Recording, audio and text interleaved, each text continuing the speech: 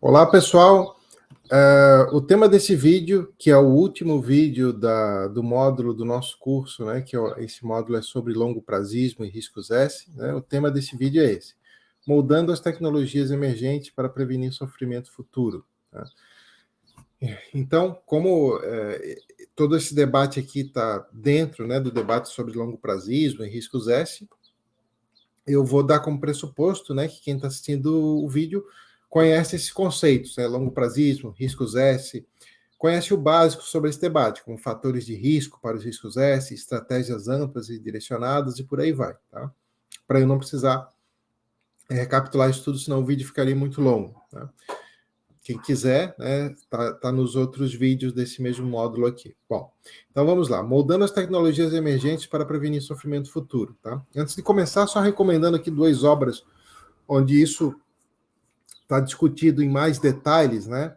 Primeira, principalmente essa aqui, o Avoiding the Worst, How to Prevent a Moral Catastrophe, de Tobias Bauman, que é uma obra sobre riscos S, né? A importância de se começar a discutir como prevenir riscos S, porque que essa é uma das questões éticas mais urgentes, talvez a mais urgente.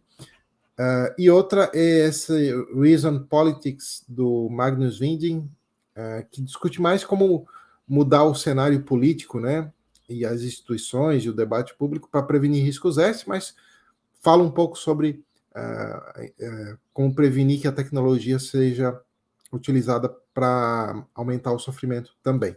Né, mais sobre essa questão política a gente falou no vídeo anterior. Né? Então, uma pequena introdução. Né? Lembrando, né, riscos S são riscos de que no futuro surjam práticas que gerem sofrimento de tamanho astronômico, muitas ordens de magnitude maior do que o sofrimento atual. Então, quando fala sofrimento atual, é o sofrimento que a gente sabe que existe atualmente, né? Pelo menos, né, a gente sabe que existe no planeta Terra, mas inclui aí não só o sofrimento causado por humanos, né, por decorrência de processos naturais também. E riscos S são riscos de que isso venha a ser aumentado gigantescamente, astronomicamente no futuro, na Terra e talvez para outros planetas, para fora da Terra em geral, né? Outros planetas ou mesmo galáxias. Vários dos riscos S dizem respeito ao aumento do poder tecnológico e a alta probabilidade de quem detiver essas tecnologias não ter consideração pelos indivíduos afetados por elas. Né? Um exemplo de risco S que se realizou ao longo da história, né, foi o advento da pecuária industrial. Né? Mais recentemente, outro foi o consumo de insetos, né? Porque como esses indivíduos o corpo deles é muito pequeno, né? É preciso assassinar uma quantidade gigantescamente maior de indivíduos para produzir o equivalente de carne, né? Então, maximizou, né, a quantidade de sofrimento e de mortes. Bom, é possível que no futuro ocorram cenários aí muito, muito piores, né, como a gente vê em outros vídeos. Então, diante disso, né, diante dessa relação entre aumento do poder tecnológico e aumento da probabilidade dos riscos S, poderia pensar que uma solução é tentar impedir o desenvolvimento tecnológico. Mas existem várias razões pelas quais essa estratégia não seria muito promissora. Vamos ver. Primeiro, né, a tecnologia também poderia ser utilizada para reduzir o sofrimento. Na ausência de tecnologia, realmente não haveria como prevenir o sofrimento decorrente de causas naturais, né? E nem mesmo haveria como prevenir o sofrimento causado por humanos que não decorre do uso da tecnologia avançada. Então, essa é a razão central, né, pela qual impedir o desenvolvimento tecnológico pode não ser uma boa ideia. Né? Uma razão adicional é que, mesmo que alguém tivesse sucesso nessa empreitada e conseguisse impedir o desenvolvimento tecnológico, isso não ia estar garantido para sempre, pode ser que voltasse. Né? Então, parece que é melhor fazer uma campanha para que a tecnologia seja utilizada para prevenir sofrimento em vez de aumentar. Né? A campanha por para impedir o desenvolvimento tecnológico poderia gerar conflito com quem almeja colher os benefícios da tecnologia. Né? E, por último, não parece que é realista tentar prevenir certos tipos de tecnologias danosas. Né? Pode ser que seja lá o que fizermos, essas tecnologias vão ocorrer. Né? O que a gente pode fazer é tentar diminuir o impacto negativo que elas teriam. Então, tentar moldar as tecnologias parece mais promissor para tentar reduzir os riscos S do que combater o desenvolvimento tecnológico. Na discussão sobre a relação entre desenvolvimento tecnológico e riscos S, geralmente o foco do debate é sobre moldar a inteligência artificial. Mas, como a gente vai ver nessa apresentação, tem outras tecnologias, com a possibilidade de colonização espacial ou possibilidade do surgimento de formas de ciência não biológicas, por exemplo, que podem ser mais preocupantes do ponto de vista dos riscos S do que a inteligência artificial. Vamos ver. Então, primeiro, né, algumas razões do porquê tentar moldar a inteligência artificial. Depois a gente vai ver aquelas outras tecnologias que podem ser muito mais preocupantes. Bom, a principal razão para se tentar moldar a inteligência artificial é que, se ela vier a ter inteligência sobre-humana, né, no futuro, ela poderia moldar tudo o que acontecesse dali para frente de acordo com seus valores. Né? Uma inteligência artificial avançada poderia tanto causar riscos S quanto prevenir riscos S, dependendo dos valores que ela tiver. Então, influenciar esse processo poderia ser central para influenciar o futuro em longo prazo. Quando eu falo aqui valores, tá? Só um parêntese, não implica necessariamente existir um agente senciente ali por trás, tá? Porque a inteligência artificial é diferente de senciência artificial, que é algo que a gente vai falar um pouco depois, tá? Então, a inteligência artificial implica somente que esses mecanismos vão estar orientados em direção a uma meta e vão querer alcançar essa meta. Não necessariamente tem um agente ali por trás. Tá? Então, quando falo valores aqui, é no sentido de alcançar uma meta. Tá? Isso vai depender de como a inteligência artificial vai ser moldada. O ponto é, poucas pessoas trabalham em garantir que as metas da inteligência artificial autônomas, que se vierem a existir no futuro e provavelmente virão a existir, poucas pessoas trabalham em garantir que essas metas estejam alinhadas com as metas dos seus criadores. Só que o problema é, mesmo esse alinhamento não é suficiente para prevenir os riscos S. Por quê? Bom, porque as metas dos criadores podem ser indiferentes ao sofrimento ou podem até mesmo almejar causar sofrimento. Por exemplo, né, as poucas pessoas que estão trabalhando com alinhamento de inteligência artificial atualmente, geralmente levam em conta apenas o risco para os humanos. Né? Então, veja que não é suficiente buscar um alinhamento da inteligência artificial com as metas dos seus criadores. É preciso que as metas desses criadores também visem prevenir o sofrimento de todos os seres sencientes. Do contrário, né, muito provavelmente, os riscos S se materializarão. Bom, tá. Então, aqui eu repeti o que estava no outro slide, tá? Sem querer. Mas não vou ler de novo. Então, agora, quais são os riscos de focar em tentar moldar a inteligência artificial? Um risco é que pode ser que as tecnologias mais influentes na história daqui para frente sejam outras que ainda não surgiram e que ainda vão surgir. Né? Então, da mesma maneira que no passado não foi apenas uma tecnologia que determinou o curso da história, né?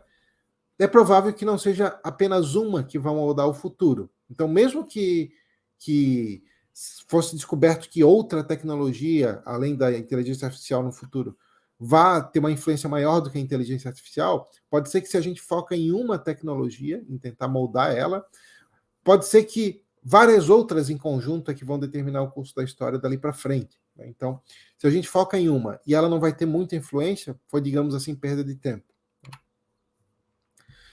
Outro ponto, né? Qual é o tamanho da influência das tecnologias? Tá?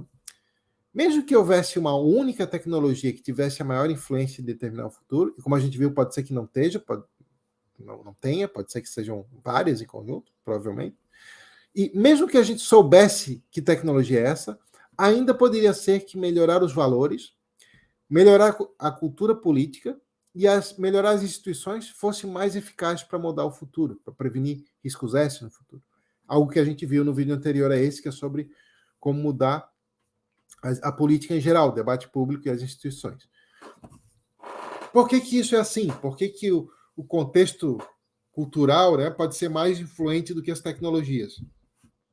Porque é o contexto político e sociocultural que determina quais metas vão ser almejadas com o uso da tecnologia. Então, tecnologia é uma ferramenta, né?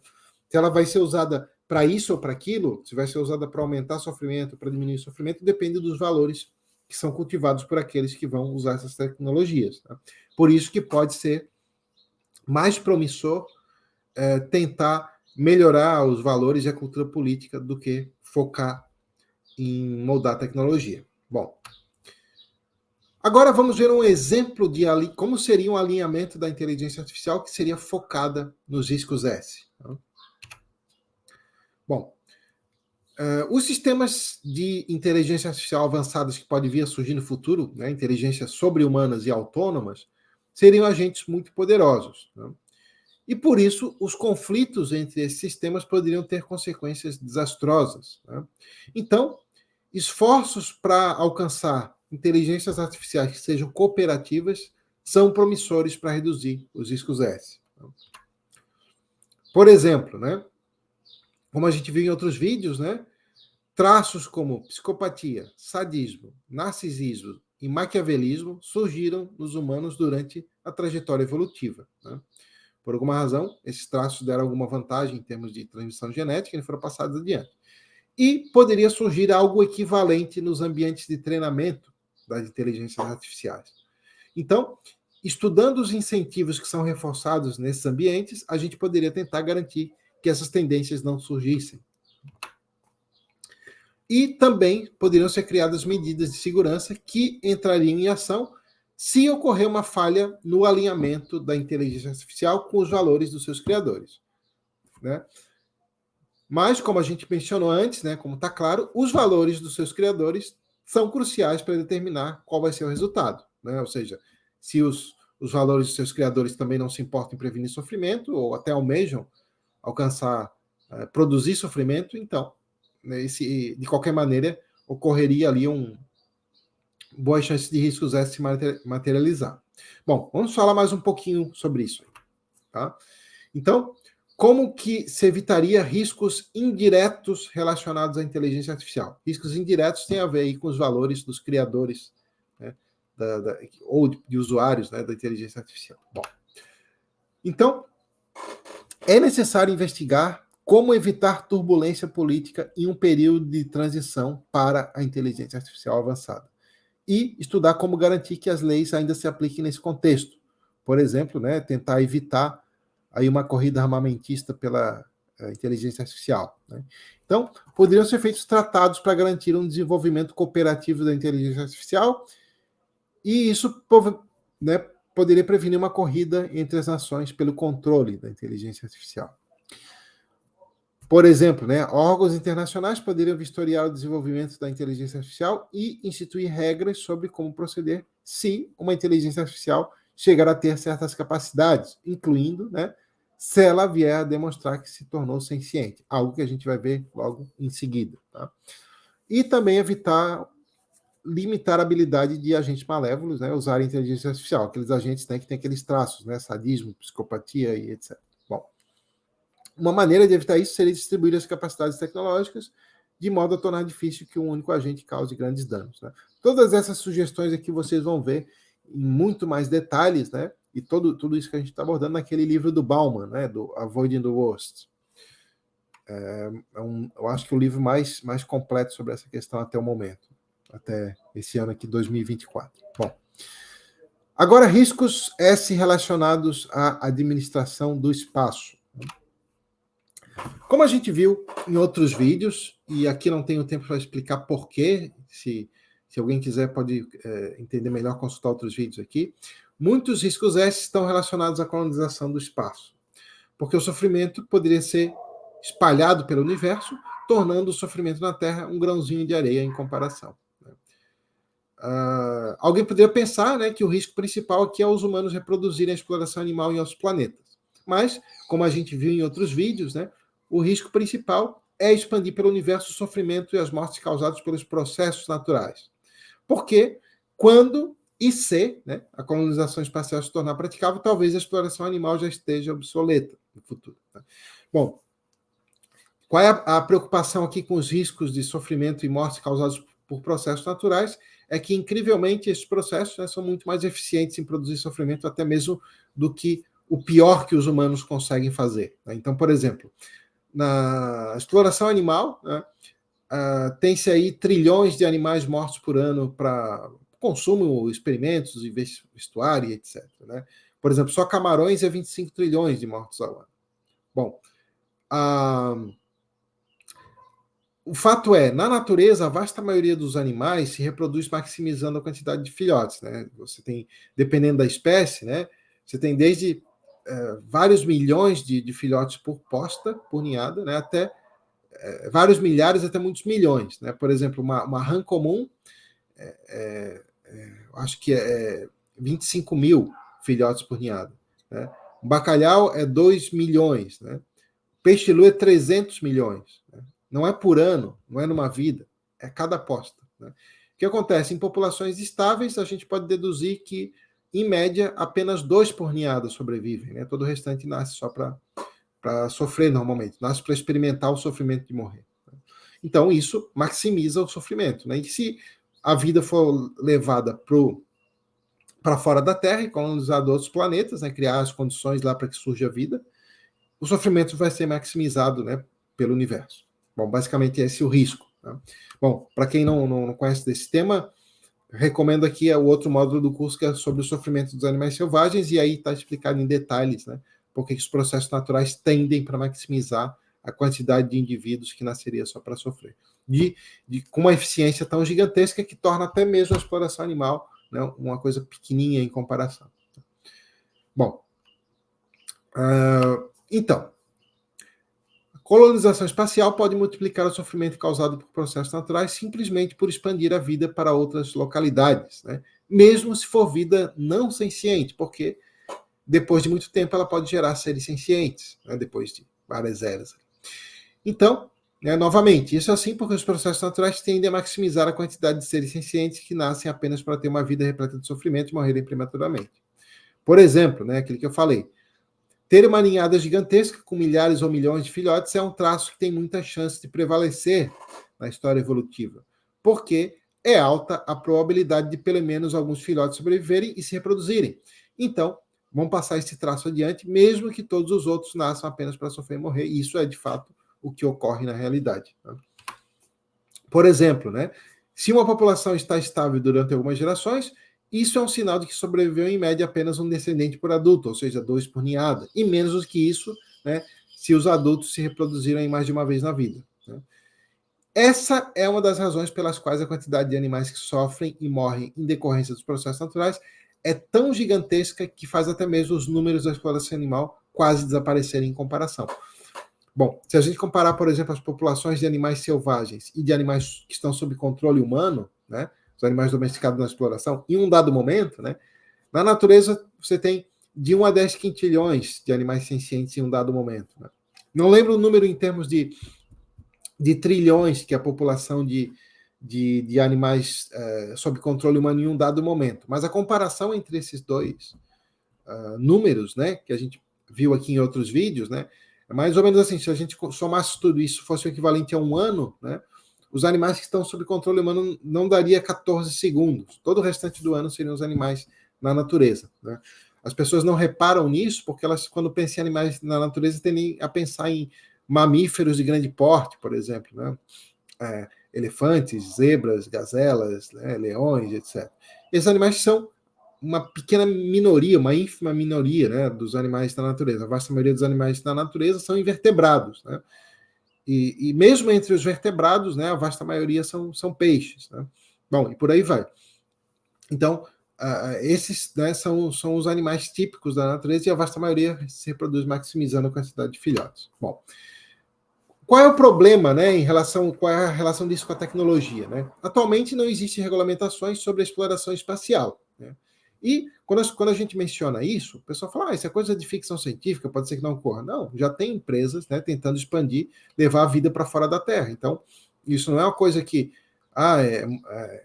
possibilidade de ocorrer remota. Né? Já tem empresas, né, trabalhando nisso. Né?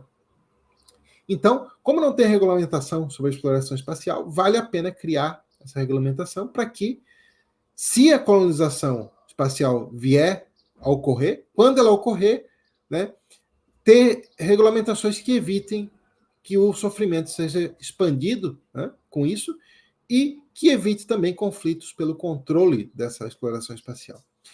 Então, uma estratégia possível seria fazer campanha contra a colonização espacial, né?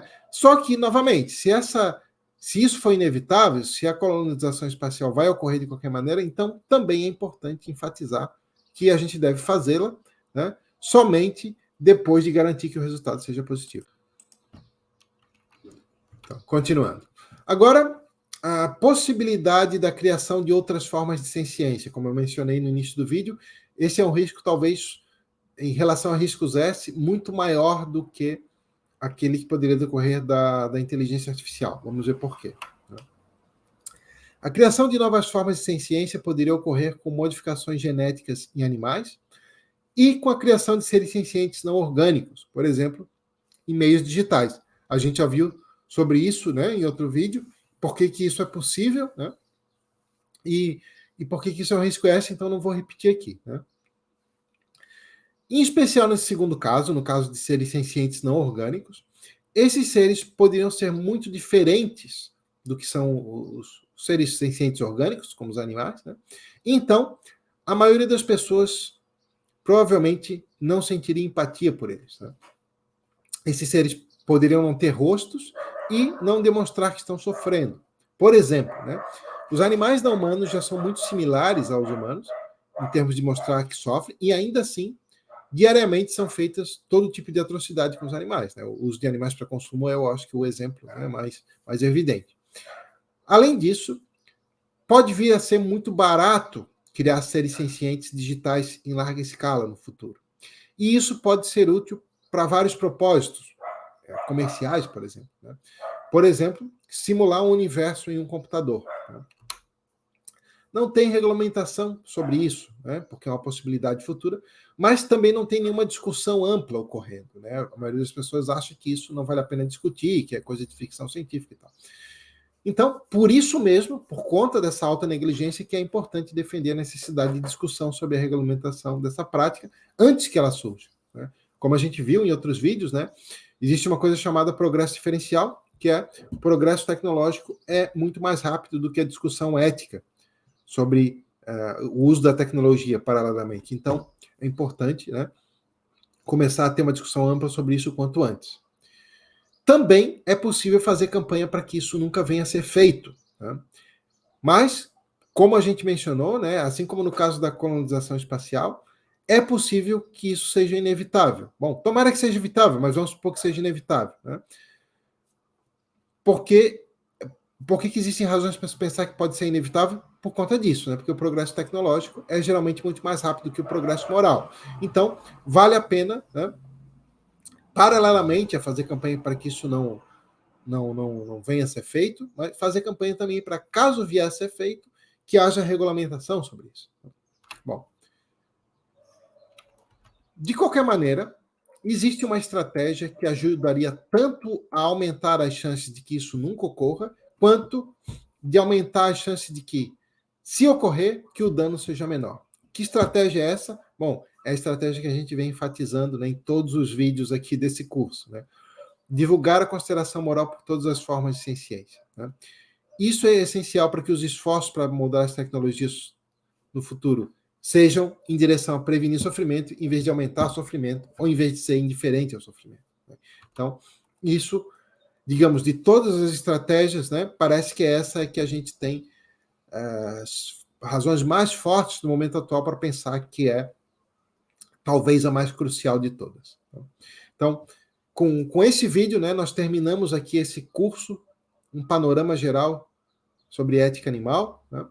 A gente tentou dar uma passada, não em tudo que vem sendo discutido nessa área, mas talvez nos tópicos mais importantes, né? Foram, acho que, 80 vídeos, né? Reconheço assim que é muita informação, né, mas acho que o objetivo é esse mesmo, isso dá muito o que pensar, né? E fica aí a sugestão, né, de quem quiser se aprofundar, as indicações, né, bibliográficas foram feitas aí, vocês podem ver em cada vídeo, né, na descrição de cada vídeo. Tem lá na plataforma do curso as questões de revisão para responder, né? E fica aí também a mensagem, né, de que Isso tudo, né, a reflexão sobre todos esses tópicos é de importância crucial para a gente fazer com que o futuro tenha menos sofrimento e não muito mais sofrimento, né? Não só sofrimento, mortes prematuras também, como a gente viu, né? E mais que isso passe, é importante que isso deixe da reflexão deixe de ser individual, né? Que isso seja aplicado na prática e que tente-se, cada um de nós ter o maior impacto possível, né, em prevenir sofrimento futuro. É isso que a gente deixa assim como mensagem da importância de se discutir isso tudo, né? De se aplicar na prática, mas de se aplicar da maneira mais eficiente possível, né? Que façamos aí um ativismo, né?